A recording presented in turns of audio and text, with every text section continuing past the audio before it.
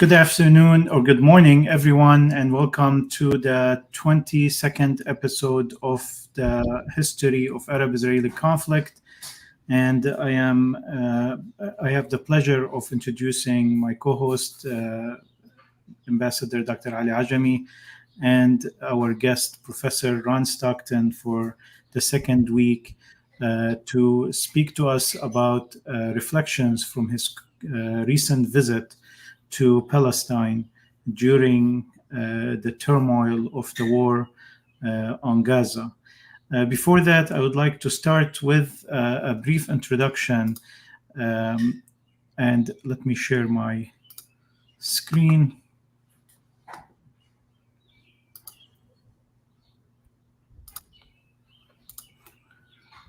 A second.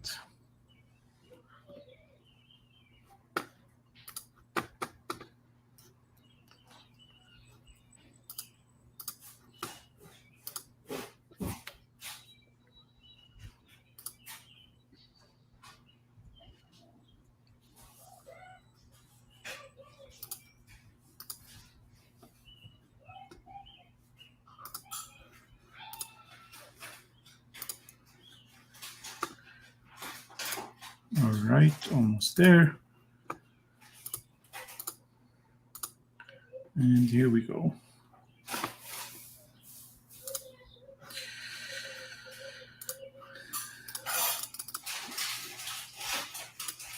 All right.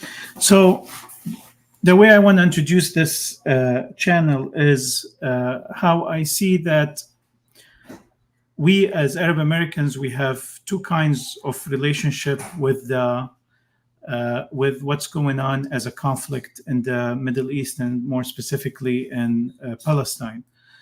One as Arabs and one as Americans. As Arabs, we come from an area that have struggled with colonialism and the results of colonialism, the result of dictatorships, and we have resisted colonialism and we have revolted against dictatorships, and this struggle continues till today. And Palestine is one chapter in that history, and it is a chapter that combines both colonialism and oppression in one. Call it apartheid, call it occupation, and all the different names that it takes. As Americans, and this might be a little bit not as obvious as Arabs, as Americans, we hold the values, the American values that also makes Palestinian issue close to heart, and it makes us stand with the fight for justice in Palestine, the fight against occupation, the fight against apartheid, inspired by the values of the American Revolution, inspired by the values of the American Constitution, inspired by the American values and in defense of American values, the consent of the governed, the freedom of expression, the equality, etc. And with that, I wanted to share with you why I think that if Thomas Paine, one of the founders of Americanism, one of the intellectual foundations of what makes America America, why I would think he would be pro-Palestine if he was alive today. Paine viewed the American fight for independence as part of a broader struggle for self-determination and liberty. This suggests that he might support Palestinian aspirations for their own state. He said in Common Sense in 1776, "The cause of America is in a great measure the cause of all mankind." There was an international view of the American fight. He also said in the American Crisis of 1791, "Tyranny, like hell, is not easily conquered. Yet we have this consolation with us that the harder the conflict, the more glorious the triumph." Paine's opposition to oppressive systems and his advocacy for a just and fair society suggest he would likely oppose any form of oppression faced by the Palestinian people. Also, in The Rights of Man, he says, "Whatever is my right as a man is also the right of another. and it becomes my duty to guarantee as well as to possess. Paine's belief in fundamental human rights and his criticism of unjust governance indicates he would likely support movements advocating for the rights and dignity of all individuals, including Palestinians.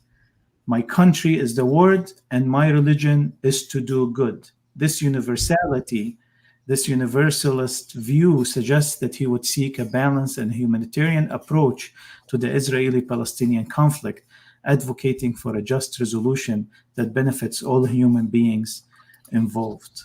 So, for us as Arab Americans, and I speak on, from myself, it is American to be pro-Palestinian, to be a pro-just resolution for the Israeli-Arab conflict.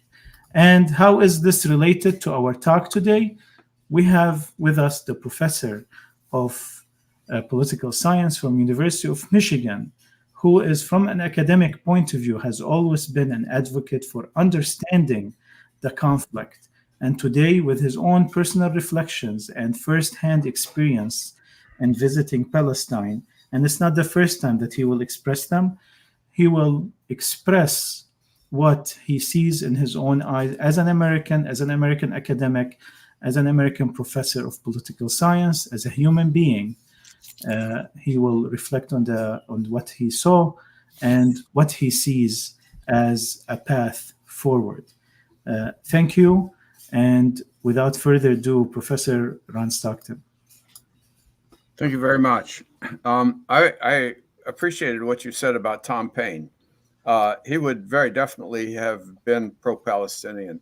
Once he was talking to Benjamin Franklin, and Franklin said to him, "Where freedom is, there is my home." And Tom Paine said, "Where freedom is not, there is my home." Mm-hmm. He was a revolutionary. We Americans like to claim him, but he was really an Englishman, and he was wanting to fight for freedom. And he asked Benjamin Franklin, "How do I do that?" And he said, "Well, you don't do it in England. If you want to fight for world freedom, you go to America. That's where the fight is going on." And after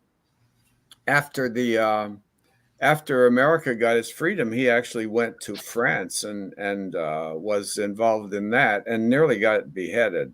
But anyway, that I think you were right on when you quoted him. He would definitely be with the Palestinians on this issue, fighting for a just outcome. I ended up in Palestine quite unexpectedly. I had not been since 2008, and I was not sure when I would go next, but one of my friends got invited to join this group organized by the Presbyterian Church, mostly of activists, but I would say about a third of them were not Presbyterians.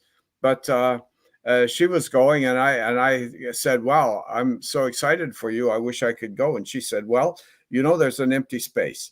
So I applied and got admitted, and 3 days later I was on a plane, and that was quite an amazing thing for me.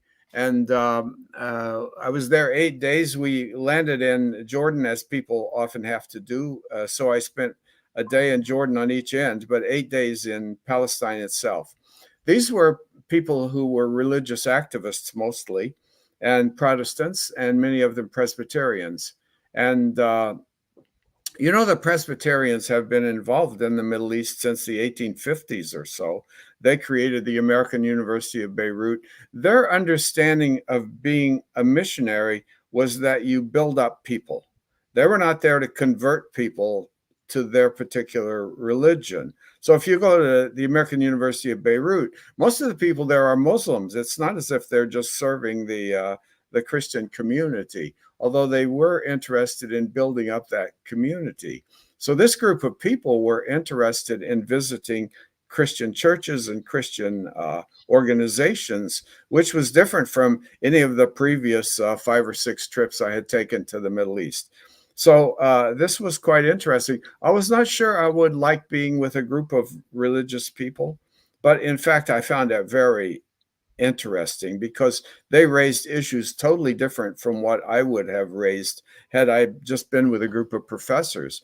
They were quoting biblical passages and raising parallels and things like that. And I thought that was quite amazing. I think one of the first things that I discovered when I was there was that there are two conflicts going on. There is of course a genocide in Gaza. We can talk about that and why I use that word if you wish.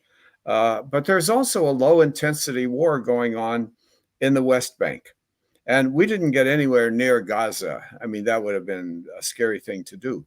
But in the West Bank, there's just constant conflict going on. And every single day we were there, there was an act of significant violence. We talked to the priest in the Episcopal Church in Nablus, and he said the previous Saturday night, the IDF had smashed down the large door. It's one of those big doors, you know, that Middle East Arab buildings have. And they smashed that door down and came into the church and then came into his office and smashed his office door down. And they left. And while they were there, they smashed and destroyed several shops in the area. They didn't give a notice. This happened in the middle of the night. Nobody knows why they did this. Then another night, the IDF, the Israeli military, went into the shopping, the business district of Ramallah. And these are mom and pop stores. You know, these are the like open air market where people sell vegetables and fruits and whatever they have. They smashed that area up. They destroyed, I think, 160 shops. And for what reason? Nobody knows. They did that in the middle of the night. And by the way, within 2 days, that business area was up and operating. You know, and as one of my friends said, we're a very resilient people. The word we heard over and over again was sumud. That's a nice Arabic word, which means persist or survival or refusing to give up, however you might want to translate that. But the Palestinians are sort of traumatized by what happened in 1948 when so many people fled. And they said, okay, this time we're not fleeing. We're staying. We're going to stick it out. We're not going to panic. And it's very noticeable to hear this over and over and over. The most violent thing that happened in my trip happened the day we left. Our group had been invited to join a peace march of some kind. It was a march for justice, and it happened near Newgate. That's kind of a Christian area of the old city, and we marched there, and there were probably 200 people there. There were poems. It was a multi-religious, multi-ethnic group. There were Orthodox Jews in the group, and there were a Buddhist priest in his robes, and there were Orthodox priests. We marched there. There were 200 of us. They read poetry and sang songs. It was really very inspiring. The very next day was the Flag Day, and not 200, but 20,000 people, extremist Jews, marched through the Muslim section of Jerusalem, of the old city, chanting, Jerusalem is ours. The Temple Mount is ours, meaning the Haram al-Sharif, and they beat up people. One of my friends who stayed behind for a couple of days after the group left was there, and he sent us photos he had taken, people on the ground being stomped and kicked. And they went actually into the mosque compound. A couple of hundred of them did, chanting slogans and saying Nakba, Nakba, which is the catastrophe of expelling Palestinians. And so they're looking forward to a time when the Palestinians are kicked out. This is so depressing. I mean, I knew this in my mind. As an academic, I knew what was going on. I read the reports, I read the data, I knew what was happening, but to actually be there when it was happening, you get a different level of understanding, a level that's shocking. One of the people helping take us around had two small kids. They were 6 and 7, I think, and he wanted to bring them to meet us. And they said, no, we're afraid. Americans support genocide. And he said to them, well, these are nice Americans. They're not supporting genocide. So they finally came and everything was good. They were nice little kids. But it really upset me as an American to think that people are afraid of me. I mean, I remember a time when my wife and I were young people and we went to Kenya. Americans were heroes. We were supporting liberation. We were supporting building up African states. We were fighting injustice in our own country, poverty and racism. We were trying to become the country God wanted us to be. And what are we now? I don't know. But it upsets me that little kids are afraid of me because I am an American. That bothers me. And here, that's very scary. It almost doesn't have to do with personalities. It's a structure of conquest. And as I said to my colleagues, the Israelis have a 100-year plan. They don't care if they get, a court order or some American president like Obama tells them don't do this. They can wait him out. He'll be gone in a few years, and we can then do what we want. And so this is very scary. And we talked to many people who were in, I kept seeing parallels with South African apartheid. And one of the parallels was that in South Africa, they had what they call black spots. These were villages, African villages that were surrounded entirely by white farmland. And they designated these. They had them on maps in Johannesburg and Pretoria, maps, and these people were to be removed. Oh, you don't belong here. Go back to Zululand. But we've never lived in Zululand. Yeah, but that's your homeland. Go there. And so they would just pick these people up and kick them out. The Israelis also have designated spots that are surrounded by Jewish settlements. And these spots are to be removed ultimately. We talked to people in those places, 3 or 4 different places we went to in Jerusalem and near Bethlehem. And these people have documents, titles going back to Ottoman times. And they fight in the courts and they try to mobilize supporters. But I'm thinking to myself, these people are not going to survive. Someday someone in Tel Aviv is going to sign a piece of paper and say, remove those people, and they're going to be gone. They don't have any. They don't have any future, really. There was an American Undersecretary of State for Israeli-Palestinian Affairs who went out to one of these towns within Jerusalem, and wanted to show solidarity. So this person visited a house that was targeted for demolition, just to show that the Americans are supporting you. The very next day, the Israelis came out and demolished the house. It's like, screw you, Americans. You don't count. You can't tell us what to do. You're not our mother. It's just, it's very, very disturbing. The Israelis have a goal in Jerusalem of a 70-30 population balance, that the Palestinians should not exceed 30% of the population. They were 50% back a few decades ago. But they keep filling up new Jewish settlements within East Jerusalem. So now it's not 70-30, which is their goal, but it's 70-40. So they keep, and secular Jews, Jerusalem has come under the control of very, very conservative Orthodox Jews.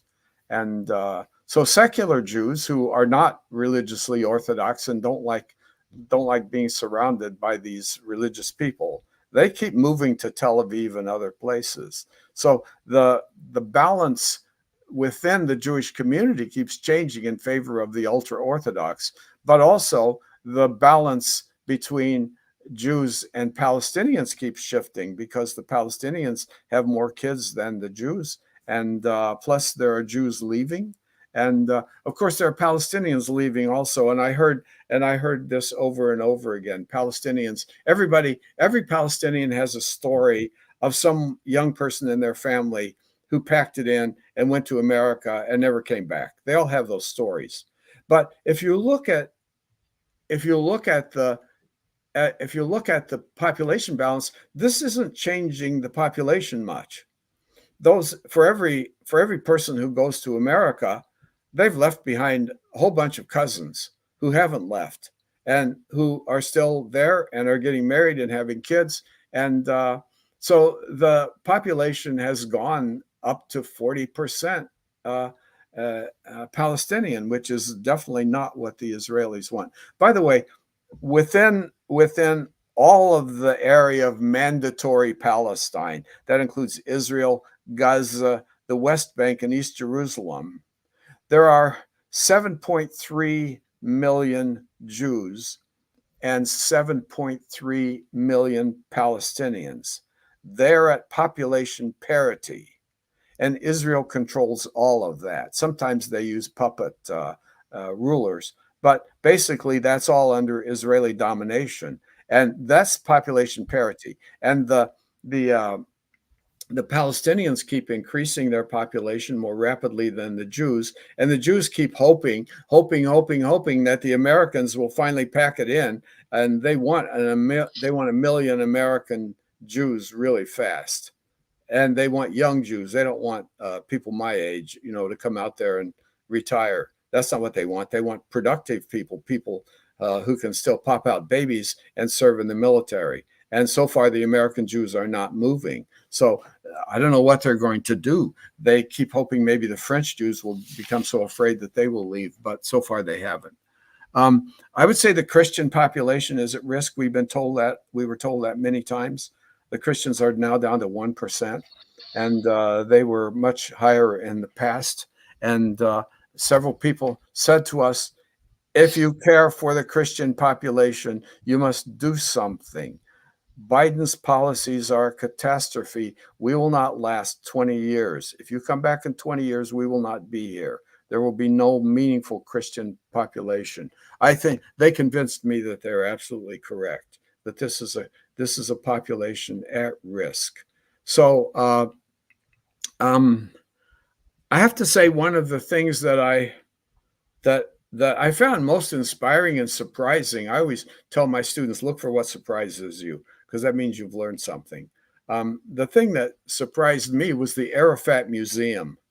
When they said, our group is going to the Arafat Museum, I thought, okay, what is this going to be? Some propaganda and a few photos boosting Arafat and saying what a great leader he was. No, this is a world-class museum. If anybody out there ever gets a chance to go to Ramallah, you got to go to that museum. It's absolutely wonderful. It starts with a big wall with a drawing of 69 heroes. I counted them.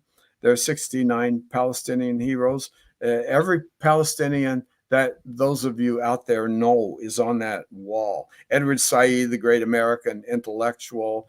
Layla Khaled, the young woman who hijacked planes. Arafat is there, of course. Just Ghassan Kanafani, the famous literary person that was assassinated by Ehud Barak, later the prime minister. It's amazing. And then you go through the hallway and you see the history of the Palestinian struggle going back to the 1920s or 30s. And it's just amazing. You see these historic photos, you see these pictures of heroes. And because I studied this, I taught a class on the Israeli-Palestinian conflict for 40 years. And so I knew most of those people up there. And I could go down that hallway and say, assassinated, assassinated, assassinated. So many of those people were killed. And I thought to myself, if you have an army, a country and an army, you're inspired by the speeches of your leaders. But if you are a resistance group under occupation, what do you have? You have your poets. And I want to read to you a couple of poems that I wrote down. Of course, Mahmoud Darwish is the most famous Palestinian poet. He's quite remarkable. and his poems are amazing. So let me just read you a couple of his poems. Had you contemplated the victim's face and reflected, you would have remembered your mother in the gas chamber. You would have freed yourself from the logic of the rifle. What a powerful poem. And then another poem by Mahmoud Darwish. They searched his chest, but could only find his heart. They searched his heart, but could only find his people. They searched his voice, but could only find his grief. They searched his grief, but could only find his prison. They searched his prison, but could only find themselves in shackles. And then finally, there's a poet called Rashid Hussein. I don't know him, but he's a well-known poet, I guess. Even if you eradicate the rebels, the old man, the crutch, and the stone shall resist. These are all up there on the wall as we walked along, and I wrote those down because I thought they were just amazing. In the end, you come to at the end of that museum, you come to the living compound where Arafat lived. That was, after all, the headquarters of the Palestinian Authority. And so you see his bed, and you see his office, which is very modest. And at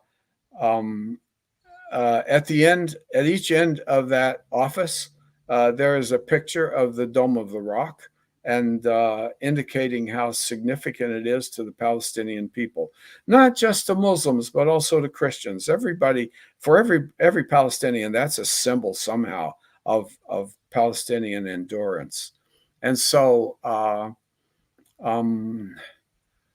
I left this place. The last night we had a reflection, a debriefing. Very often a group like this, at the end of the day, they'll all get together and say, okay, say what you thought about today's events.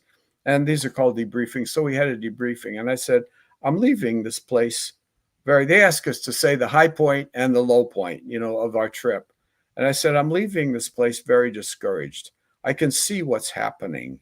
This is a giant killing machine, a bureaucratic machine. The people almost don't matter. When Netanyahu is gone, people are saying, it'll be better then. No, it won't, because Netanyahu is largely irrelevant.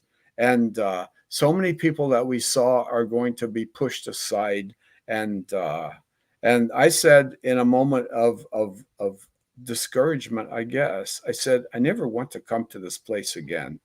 I might change. I might recover and want to go back.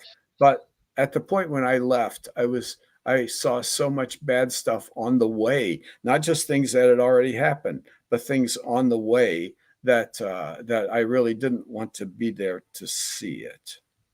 So those are some thoughts. I'm willing to respond to any comments or questions or whatever you might have. Thank you, Professor.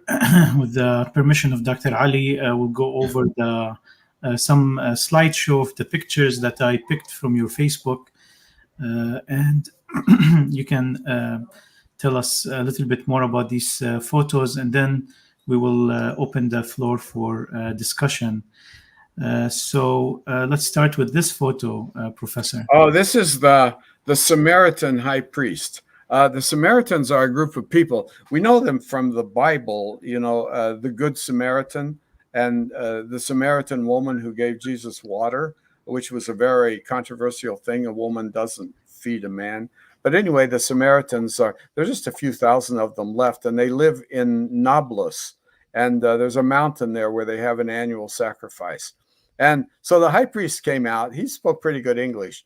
And he said, we Samaritans are identified by the fact that we have earlobes. So he said, if you have an earlobe, you're a Samaritan. So I was in the front row, and he looked at me and he said, you have an earlobe. And he reached out and tweaked my ear, and we gave each other high fives, And then afterwards I said, okay, let's create a photo op for this, So he touched my ear there. But there are some scrolls that are very sacred to the Samaritans. They're viewed not as regular Jews. They're viewed as heretics or something. I'm not sure.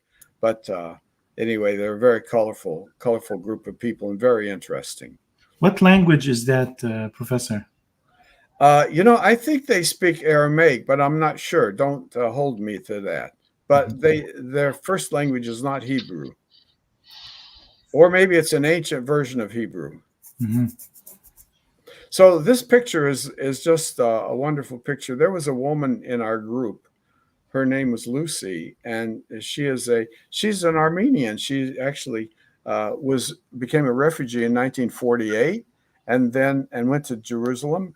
And then in 1967, she became a refugee again. She came to the United States, and she's now a painter. She's 91 years old, and she's far more vigorous than I am.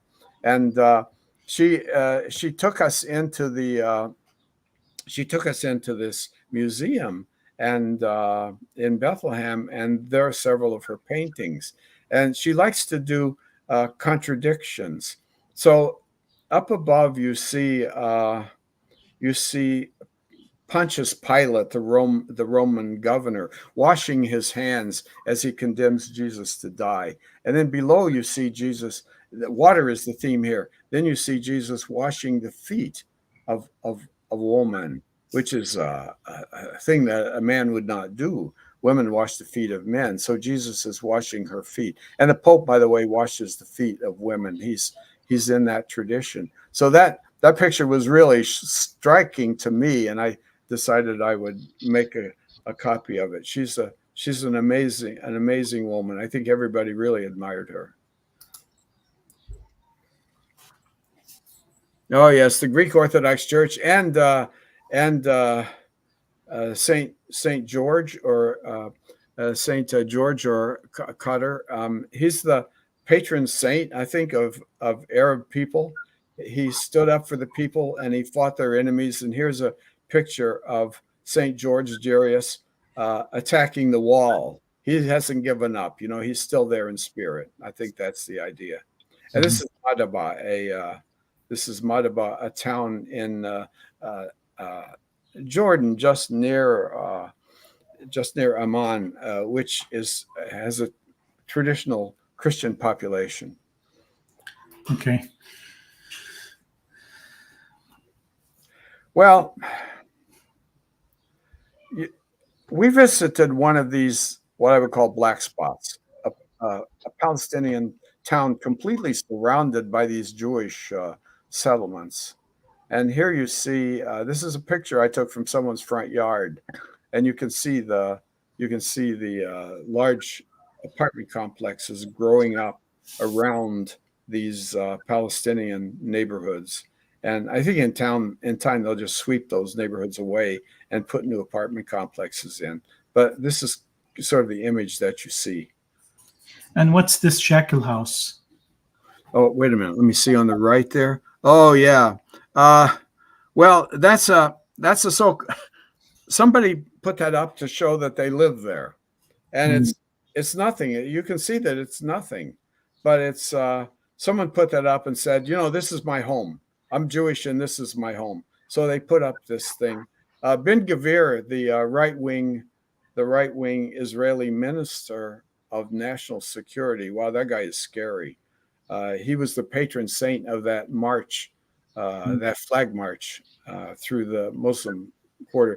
He's got a little tent. That tent looks like the kind of a tent that little kids would put up in the backyard and then forget to take it down, and it rains and it looks like it's about to fall over, but it's still standing.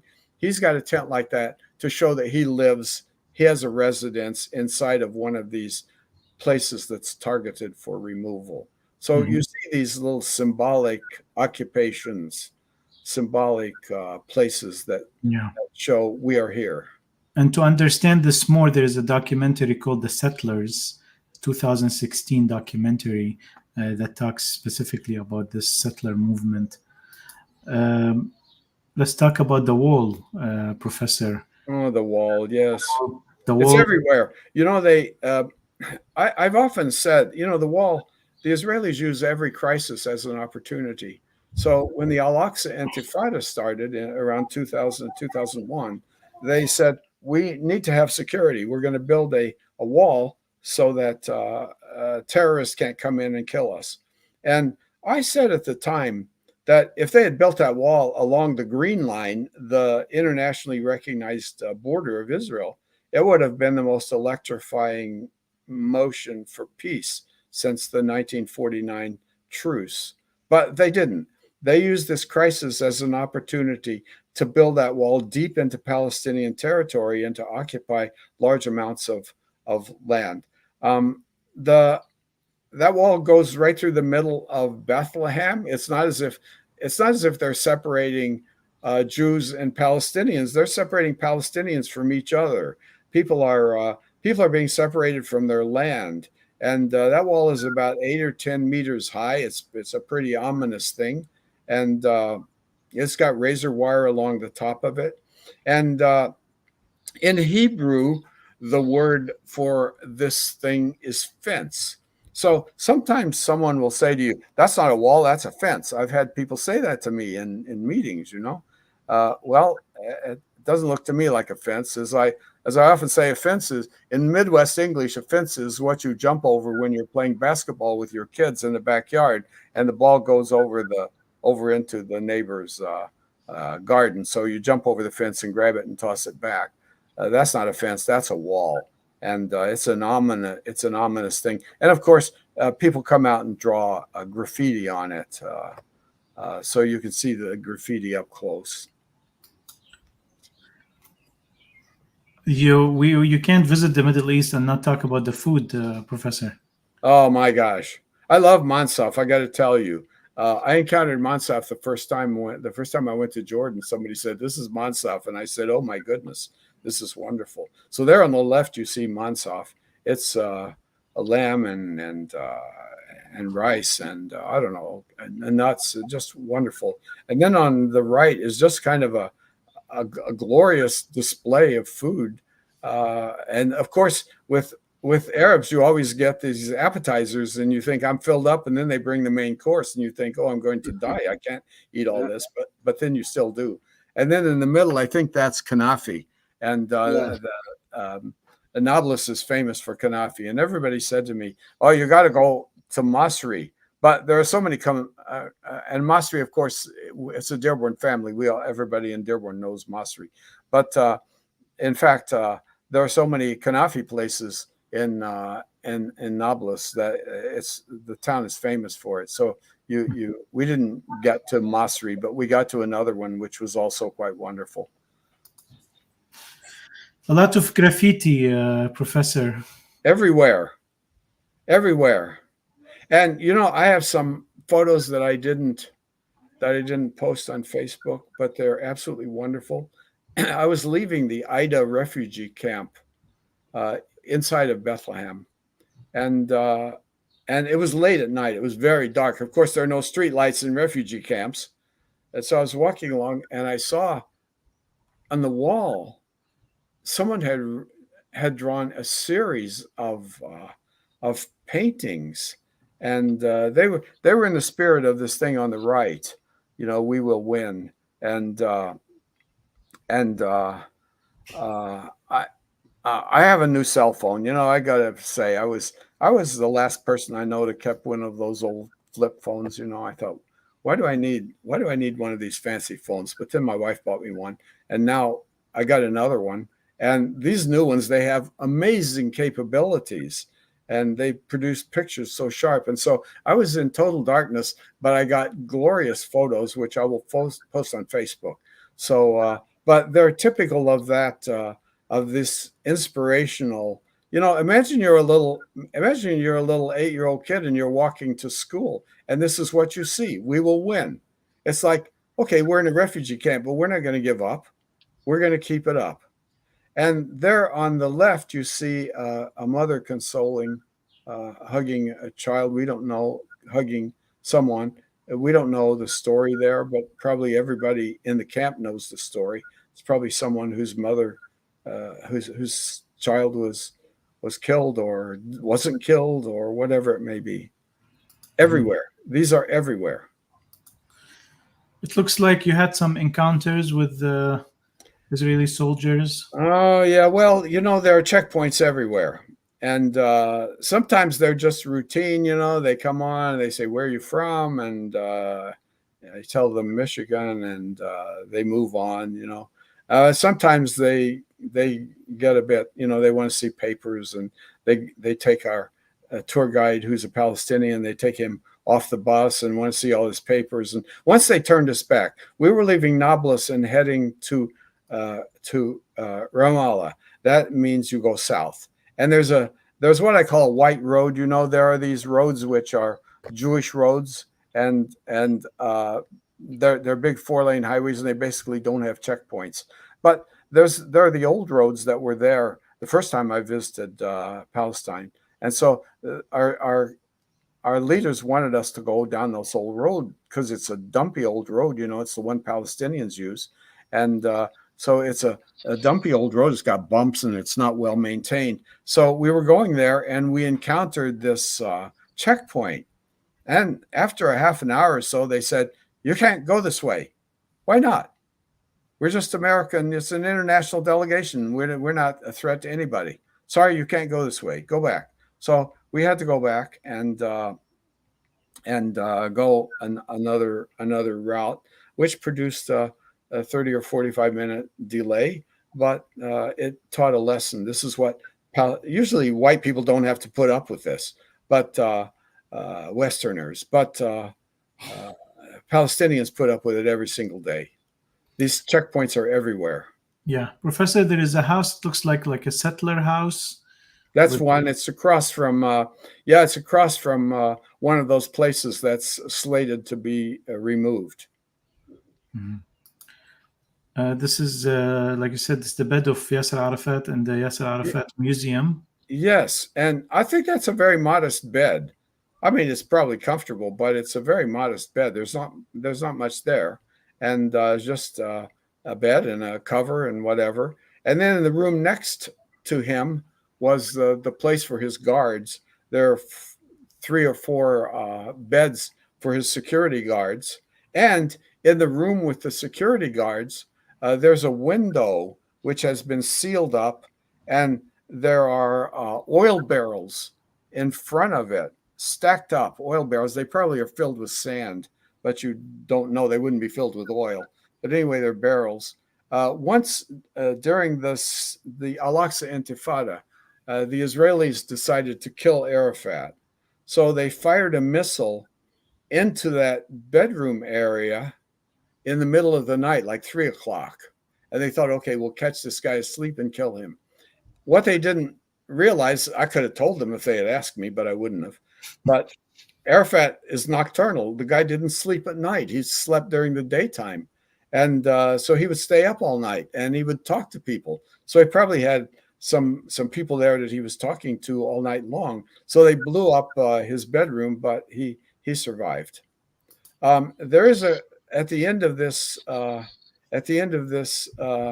museum, there is a section talking about his death. He was very healthy. He seemed to be in perfect health, and then suddenly he got sick. And just within 48 hours, his doctor said there's nothing we could do. So they took him off to France, hoping to save him, and he died. And the question then is, why did he die? And of course, there are all sorts of conspiracy theories. There are always conspiracy theories. But there are a couple of reports that are on display which found that he had plutonium in his blood system. And so the question is, was he murdered? And if he was murdered, if someone injected a radioactive material into him to kill him, we wouldn't be surprised. The Russians do that all the time. If he was killed, the question is, who in his inner circle was the person who did that? Someone would have done it. So I don't have an answer to that. I don't have a professional opinion, but this is a matter of some controversy. And the position of the museum is that he was assassinated. The symbol of the key everywhere. Yes, I saw this. Someone had this on a wall. So Mm-hmm. I thought, okay, this is a key. And as I say, unused since 1948. When people fled their houses, they thought, okay, we're fleeing. There's a fighting going on. We're going to get out of here before we get blown up. But as soon as the fighting stops, the UN will step in. There'll be a truce, and we'll get to come back to our houses. They never did get to come back. And so this is one of those old-fashioned keys. It's a wonderful key, isn't it? It's beautiful. And there on the right, you see the symbol of the Palestinian everyman, Handallah. He's just a common little kid. He's usually got a boot on his backside. Some soldier has kicked him, and he doesn't have any power or any influence. But there he is holding up a key. So, and that was on the wall that we passed, and I thought, wow, this is a great cartoon. I'm going to copy this. Anybody, you don't have to be a professional cartoonist. Anybody could make this little kid. Yeah. Just And Hamdallah is a cartoon character created by Najil Ali, a cartoonist, Palestinian cartoonist, yeah, who also himself got assassinated. yes. Yeah. Oh yes, this is the. So you've been to Jerusalem, Professor, because me and Dr. Ali, we were discussing if you've gone to Jerusalem or not before fixing the title of the episode. Well, that's it, and the Dome of the Rock, and a symbol of Islam. It's the third, as Muslims know, it's the third holiest site in Islam. Mecca, Medina, and then the Dome of the Rock. These are three places that were visited by the Prophet Muhammad. And there's a story about how he never physically went there, but he was elevated and carried on this flying creature, and went there in a famous what's called a night journey. But anyway, that's it. It's an absolutely wonderful place. It's been closed to non-Muslims since October 7th. They figured we don't need. I've been there a couple of times. There was a time when non-Muslims could go, and as long as you were respectful and didn't do anything. But they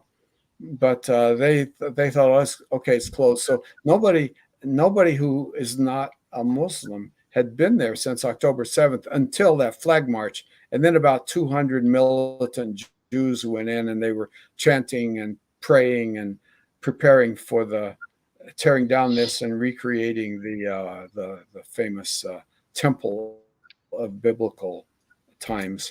There is on the right is a picture of the of what's called E1. It's the last main empty space in Jerusalem. As soon as it's filled in, it will be the circle around Jerusalem will be completed, and there will be no possibility at all of a Palestinian state with its capital in Jerusalem. I was there in 2008, and there was a young Israeli woman who was an expert in these things, and I said to her, this is quite amazing, because I was here and I wrote that they had, I think this is what I'm seeing anyway, they had built a police station, and the Israeli practice is that when they're getting ready to settle an area, they build a police station. And that's the first construction. And so it was there in 2008. And I thought, okay, this is doomed. They're going to fill this in within a matter of short time. And there it was still there, undone. And I said to her, I'm amazed that it's still here. I thought this would be filled in with 100,000, Jewish apartments. And she said, the Americans stopped them, but those Americans are not there anymore.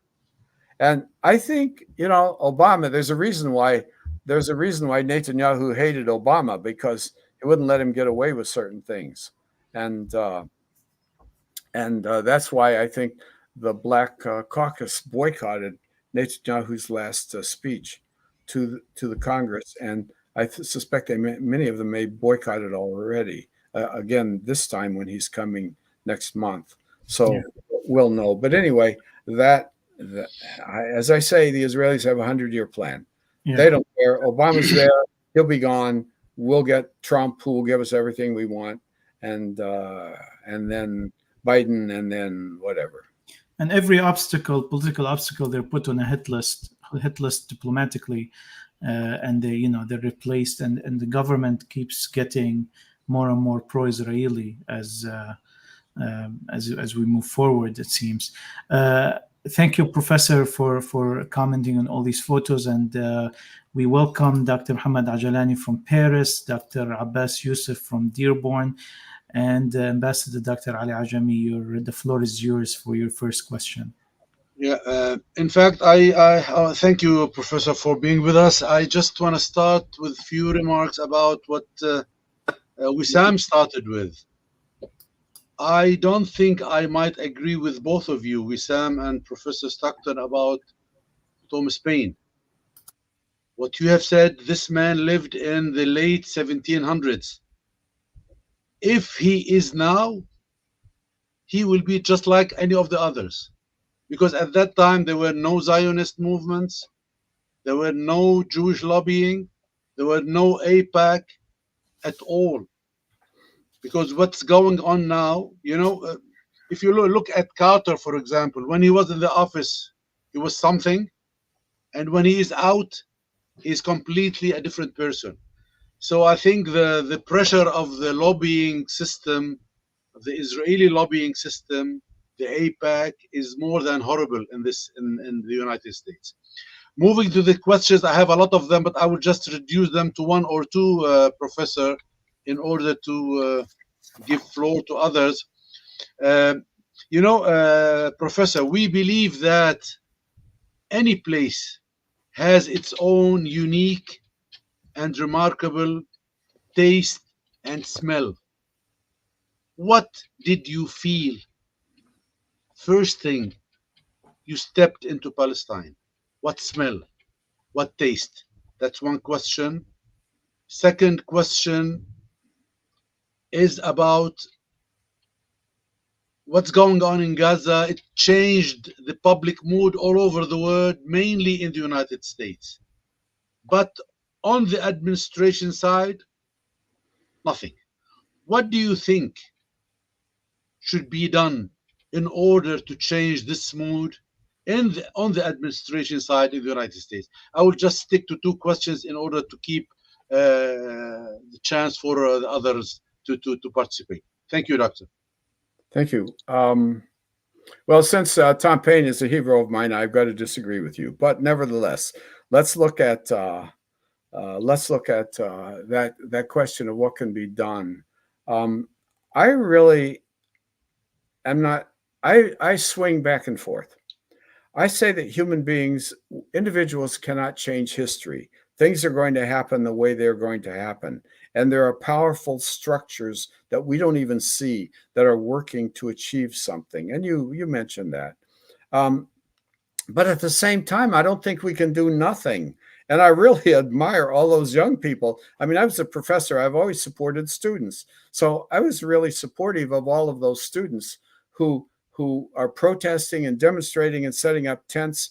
And I'm not very happy with the administrators who arrested them and expelled them and denied them graduation. I think those people are an embarrassment. And so I think they're making a difference. If you look at what is happening in the American political system, everybody under the age of 30 thinks this war and Biden's policy is wrong. They're all against him. I think it very possible this war will cost Biden the presidency. I'm not sure exactly if I think that's a good thing or not. I'm going to leave that for another issue, another time when I've thought about my own personal position. But I think it could cost Biden the presidency. He carried Michigan by a small margin. If just 3%, 2 or 3% of the population stays home, it's not as if they're going, those anti-war people are not going to vote for Trump. That's not going to happen. But they might vote for nobody. They might just stay home, or they might vote for some Jill Stein or somebody. And so that will take away the margin of victory from Biden. And if he can't carry Michigan, he will lose the presidency. So maybe something is happening. I don't know. Professor, the first question also of Dr. Ali was, what did you smell and feel when you walked into Palestine? Well, I very, very quickly realized that there was a smell of death in the air. We don't, someone said, the genocide, what's happening in Gaza is a mass murder. What's happening on the West Bank is a genocide. This is the place where they're trying to force us out. And I suddenly realized that was true, that as I said, there's a low intensity warfare, and it's being conducted basically by the Israeli side, violent settlers, supported by the IDF. There's been big investigations into this. There have been big reports in the New York Times and elsewhere about this systematic violence. So I detected that very quickly. You don't smell it, but you sense it, that there's something violent going on here. And it's just below the surface, but it popped up several times, even in the short 6 days when we were in that land. Okay. Can you elaborate on why do you disagree with Dr. Ali in his assessment of Thomas Paine? If Thomas Paine was in today's American government structure, would he be acting like the average American politician is? Well, yeah. Well, the difference is Thomas Paine was never in a government structure. He was an outside agitator, whatever you want to call him, And I find it so interesting that people started talking about student demonstrators and saying they're outside agitators. I mean, those of us old enough to remember, those are the terms that Bull Connor and George Wallace used to describe black demonstrators. They're outside agitators. We get along well with our darkies. They're very happy and peaceful. But now you get these people coming in from outside, and that's what people are saying. But those, I think Tom Paine was an agitator. That's what he was. His goal was to stir things up and to produce dismantling of power structures. So I think he would be pretty much the same. I mean, we can't say, people get changed. If I had been born black, would I be different? Or if I had been born an Arab, would I be different? Probably, but I don't know how. But Tom Paine was born white. He was raised within a Calvinist religious tradition. He believed in social justice, and he believed that power was inherently crooked, and he wanted to get rid of it. And so he basically outlined in one book, he outlined the call for revolution, and in the other book, he outlined basically the Constitution of the United States and how we needed to set up a political system that would be independent of special pressures. So I'm an admirer of Tom Paine, but he paid the price of his consistency in his lifetime, even. He did something really stupid. He renounced George Washington, and George Washington was a national hero. And when he renounced him, everybody turned on him. And when he died, at his funeral, he had a servant that had been with him for decades, and that was the only person at his funeral. And so nobody. He was a hero. Later we revived him and brought him back to what he had been. One of the inspirers, one of the key people in the American Revolution. Yeah. But at the time, he was really unpopular with everyone. Yeah, we'll keep Thomas Paine for another episode. It seems like it's an interesting discussion. Dr. Muhammad Al-Ajalani, the floor is yours if you have any questions or comments. I have two questions, please. For you, Doctor, how do you think, because how we can change American policy towards the Arab world, towards the Palestinian question? I think about that. I see how the Arab can constitute a lobby in United States and challenge the IPAC and others, because I think it's the only thing to have a resolution for the question, Palestinian question, is to change the American policy towards the Arab world. It's mean that the Arab will be more mobilized in United States to constitute a lobby. That's first point. Second point, or second question, small question. You are hero in Kenya, in South Africa. You have a nice face, but in the Middle East, you have a ugly face, a bad face, and we understand why because you support Israel all times. How we can change again this policy to be more justice and more equitable towards conflict, how we can change, and in your mind, in your thinking, how we can do, if we can have we can have a museum, Palestinian museum, in every American town, like the museum you had visited in Palestine. It will be a to sensibilize the American opinion for towards the question of Palestine. How we can do that? How we Thank can realize that? Thank you, Doctor. Well, what a good question. I got to take you back to when I came to Dearborn in 1973. That's when I started teaching at the University of Michigan Dearborn. I have to tell you, in those early years, I didn't have very many Arab students, and there weren't many Arab. There wasn't a big Arab population in Dearborn. My sons went to Fordson High School, which is a famous high school, which today is 90% Arab. But in those days, it was less than 50% Arab, and most of those Arabs were second or third generation. That is, their fathers or grandfathers had come to this place to work, and they were fully American. You know, they had American nicknames. They were very comfortable with American culture. And then suddenly, disruptions and wars began to occur in Lebanon and Iraq, and suddenly and Yemen, and we had large numbers of Arabs. I have to tell you, the Arab community in those early days was very disoriented.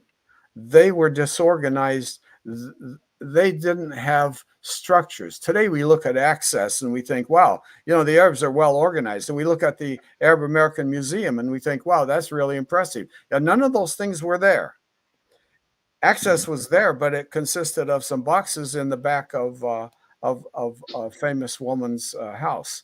And so there was not much. And interestingly, and this is almost embarrassing to say, but there was a time when I was used as the person who explained to non-Arabs what Arabs were about. I had so many speaking engagements, because I had studied Arabs. I had some data. I had some insights. I taught classes. I mean, look at my face. You mentioned my face. Look at it. What am I doing explaining what Arabs are all about? This is not my job. This is someone else's job. And today, the Arab community has plenty of people to speak on their own behalf. But I always thought, okay, you know what I can do? I can organize a panel and put Arabs on it. That's what I can do. And so I would often do things like that. Today, the Arabs are very organized. Look at what you have in Detroit. You might say, well, Arabs, there's only about 5 states where Arabs make a difference. One of them is Michigan. And there are other places. But look what they're doing. I think they're making a difference. Now, if someone insults an Arab, they're going to be challenged on it. That wasn't true when I first started here. Someone could talk about ragheads or whatever they said, and nothing much would happen. Today, something will happen. And if you remember, right after September 11th, you may not remember this, but there was a person, I think it might have been Ford Motor Company, a low-level employee who sent out an email that was pretty racist about Arabs. And he just like that, they fired him. They said, okay, you're gone. We're not going to put up with this. And you've had all of these groups, these discussion groups and friendship groups and whatever. And one of my I was in Chicago once, and they had an incident where someone tried to start a mosque, and there was demonstrations and protests, and it took 5 days for the non-Muslim population to do anything.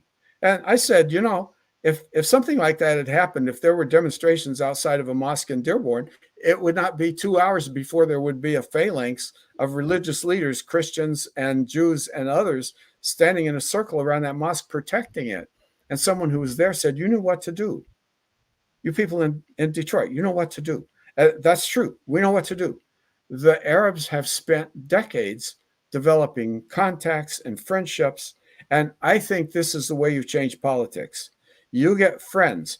If Gretchen Whitmer comes to your dinner and then she doesn't even lift a finger to speak on behalf of Palestinians, you got leverage with her. You can say, Gretchen, we don't even want to talk to you. And that's leverage. That's leverage. And you have to have leverage by getting involved in the system.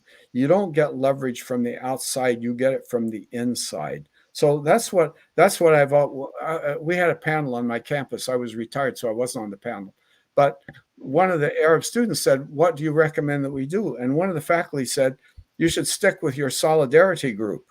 That is the exact opposite of what I would have said. Don't just stick with the Arabs. Get out there and bring in people. You got a lot of white friends who are very sympathetic to you. You got a lot of black friends. You got a lot of Hispanic friends. They're all very sympathetic to you. Make sure you included them in all your groups and all your discussions, and that's going to increase your leverage. So I think talking about an Arab lobby, it is only going to work if it involves a lot of people who are not Arabs. That's the way I, as a political scientist, look at this. This is what I told my students for 48 years as a professor. Thank you. Thank you. Wissam, can I ask one more question before, because Thank you too much. I'm mute, Wissam. Can I ask a question or? Yes, doctor, please. And I have a question after you. Tfadal. Okay.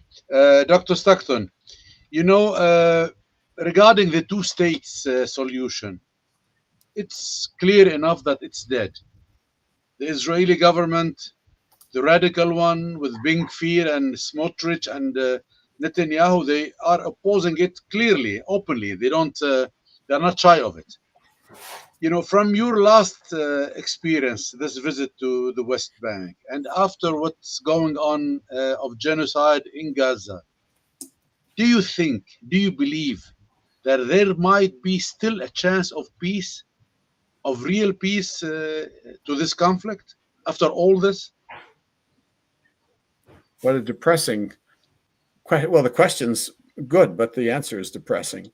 By the way, I want to suggest that anybody who is interested in this conflict should Google a very famous professor named Mearsheimer, Mearsheimer, John Mearsheimer. He's a professor at the University of Chicago. He's one of the most brilliant strategic analysts, and he recently delivered a talk in Australia, and it will shock you the insights that he has that you and I have never thought about, because that's the kind of brilliant person that he is.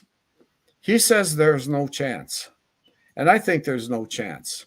There are right now 600,000 Israelis on the West Bank, and I tell you from American history, we know the settlers are as mean as snakes. They're violent and they refuse to negotiate.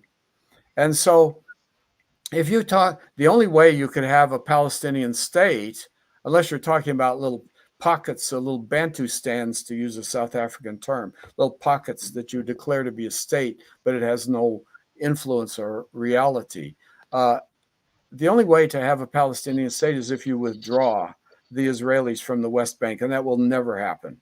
Any Israeli who Yitzhak Rabin was assassinated because he even suggested negotiating in that direction, and so there's no solution there.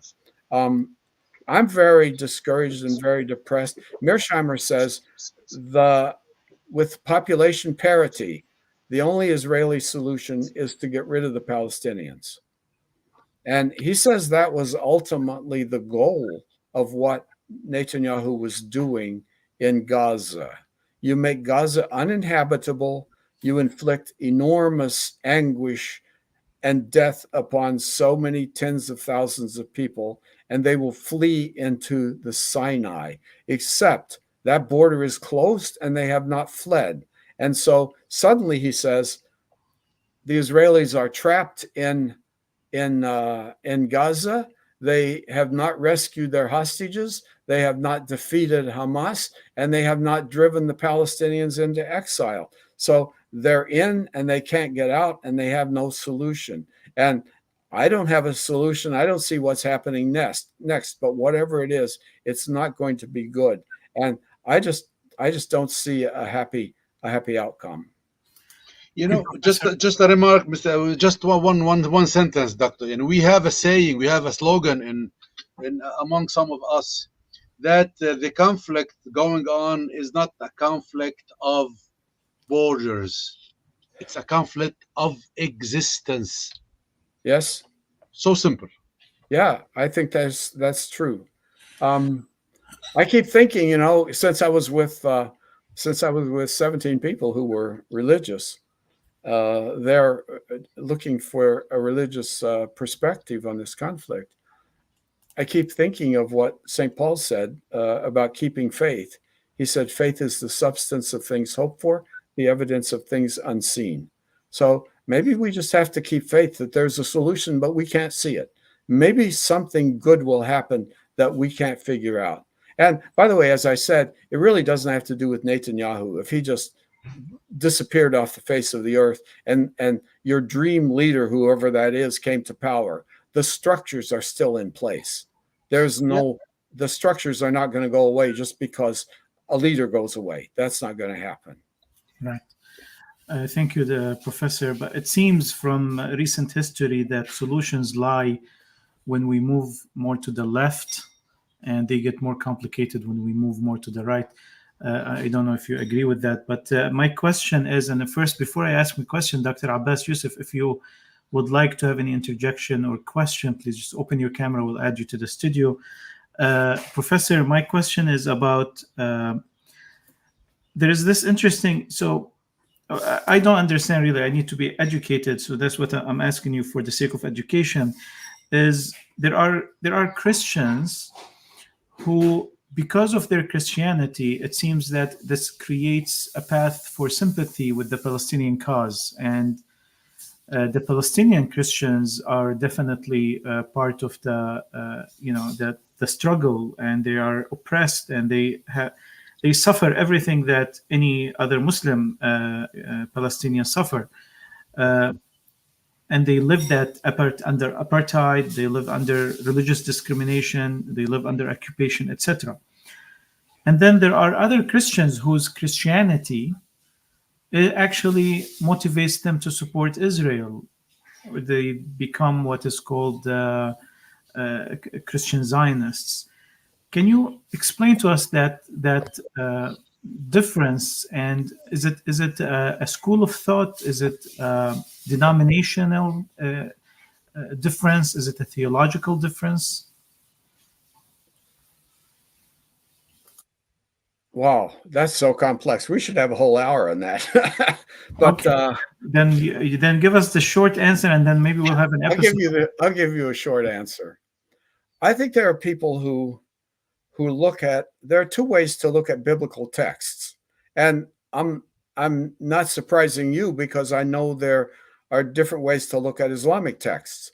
And so one way is to look at it and say, well, this is what it says, this is what it means. And to view texts ahistorically, that is, as if they are relevant to today without any reconsideration. So when it says, I will bless those who bless Israel and curse those who curse Israel, they think that has to do with the state of Israel today. And when in fact that was written close to 2,500 or 3,000 years ago, and is in a totally different context. And there are people then who look at that and say, look, Israel doesn't mean the state of Israel. It's not as if God is a real estate agent. Israel is a metaphor for the people of God. So maybe that passage applies to the Palestinians as well as to the Jews. And maybe it referred to treating Jews as individuals well, not a political structure called Israel. So there are these different ways of looking at this. Evangelicals, as they're called, Southern Baptists, for example, would use that first interpretation, looking at this literally, and they become very, very passionate for Israel as they understand it. Other people, the so-called mainline Protestants and Catholics, these would include the Presbyterians, the Episcopalians, the Methodists, the Lutherans, other groups. These people look at those passages and they say, you know, we're supposed to look after the Palestinians as well as after the Jews. And the Jews seem to be doing okay, so we need to look after the Palestinians. They're the ones at risk. So I would say that's there are two different ways that Christians in different denominations and different traditions look at these texts and reach absolutely opposite conclusions. Thank you, Professor. And yes, definitely, we will need an episode to talk more about this, so we have an understanding of it. Dr. Abbas Youssef, we welcome you to the podcast, and the floor is yours. Thank you very much. I really appreciate the insight of Dr. Stockton on his trip. I was looking forward to even see him in person again, and we will visit you, Doctor, and talk further on this topic. And yes, very nice to see you again. It was very interesting. I really didn't mean to be part of this when I entered this stream yard. But since I am here, I want to ask, when we had Ilan Pape the other day, just a month ago, exactly, what he said is this is the beginning of an end of the colonized settler project. And I know from history that the beginning of an end, that means the beginning of a major assault and major atrocities that's going to happen until someone gave up and someone or that project ends. I don't know. You attended his lecture, and probably he talked a little bit about that. And I know that Mersheimer, I follow him also, and I know what he's trying to say. What do you think of this statement, the beginning of an end of its of the project? This was the visit of Ilan Pape, the great Israeli historian who is now living in England. He was threatened with, his life was threatened, so he fled and took an academic appointment at the University of Exeter, I think, in England. Yes, that's correct. I also was startled when he made that statement. And the more I think about it, the more I can't figure out why he's wrong. He said that after the First World War, the British, he said British and French, but really it was the British. He said the British created a series of states. This is Sykes-Picot, isn't it? And they created a series of states where states had never existed. So they created Iraq, Lebanon, Syria, Jordan, and Israel, Palestine. And he said today, those states are falling apart. That effort to create these artificial states is obviously not working now. 100 years later, they're falling apart. And I thought, well, you look at Iraq, it's being held together with duct tape. You look at Syria, it's still falling apart. It's still got a civil war. You look at Lebanon, it's going from day to day. You don't know what's going to happen in Lebanon. People are afraid. And then you look at Israel and Palestine. Israel is engaged in a 100-year civil war. That war is not stopping. It's not slowing down. It's accelerating. And I'm thinking, okay, where is he wrong? The only one of those states that is actually resembling stability is Jordan, which is the only one of those states which is basically homogeneous. Everybody there is a Sunni Arab. They're split by Palestinians and East Bank Jordanians, but they're all of the same religious tradition. But those others are all fragmented by ethnic and religious divisions. And so I'm not sure why he is wrong. I've been thinking about this, and I'm still thinking about it. And I heard him say that, and I'm thinking, okay, where is this wrong? I can't see it, because those countries, I don't know what's the future of Iraq. What's the future of Syria? It doesn't look good to me. What's the future of Lebanon? Right now it's quiet, but who knows?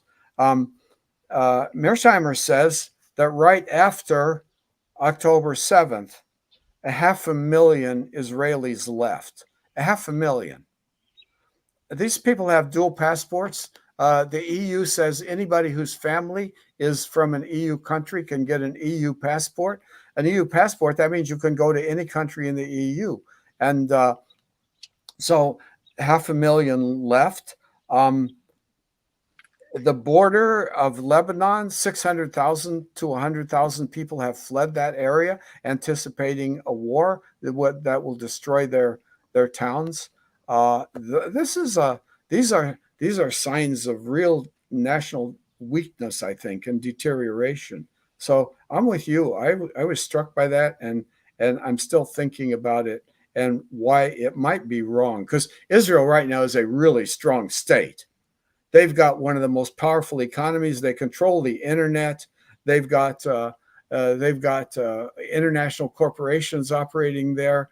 They have nuclear capabilities and military capabilities, and they have the world's greatest patron, the United States, which appears prepared to give them almost anything. So I wouldn't bet against Israel, but on the other hand, I wouldn't bet for it either. I wouldn't bet for a happy next 50 years. Thank you, Professor. Thank you, Dr. Abbas. Thank you, Dr. Muhammad Jalani. And Dr. Ali Ajami, any final words? No, thank you very much. Thank you, Professor. Thank you for being with us. Can I leave you with a final thought? Yes, final thought with Dr.